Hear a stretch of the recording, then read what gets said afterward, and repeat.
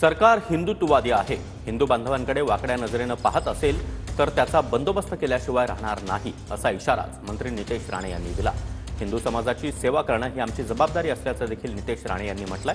मला फक्त हिंदूंनीच मतदान केलं असा दावाही त्यांनी केला। प्रशासनाचा बॉस मीच आहे असं वक्तव्य देखील राणे यांनी केलंय। तर मला मॅनेज करण्या इतकी क्षमता कुणाचीही नाही असं देखील राणे म्हणाले। पण मी आज इथे जिल्ह्याचा पालकमंत्री म्हणून आलेला आहे। मी माझ्या हिंदुत्ववादी संघटनेच्या सगळ्यात माझ्या सहकार्याने सांगेन, सरकार हिंदुत्ववादी विचारायचा आहे। तुमचा पालकमंत्री हा कडवट हिंदुत्ववादी आहे।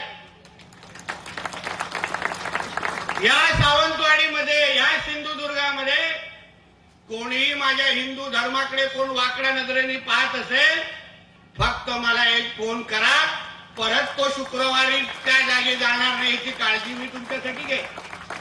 काही चिंता करू नका। आज आम्ही सरकारमध्ये आहोत।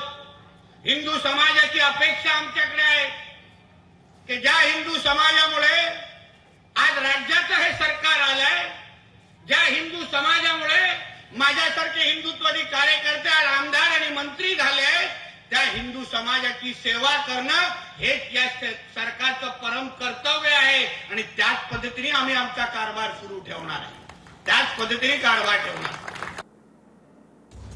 तर सरकार हिंदुत्ववादी आहे, हिंदू समाजाची सेवा करणं हीच आमची जबाबदारी असल्याचं नितेश राणे म्हणाले।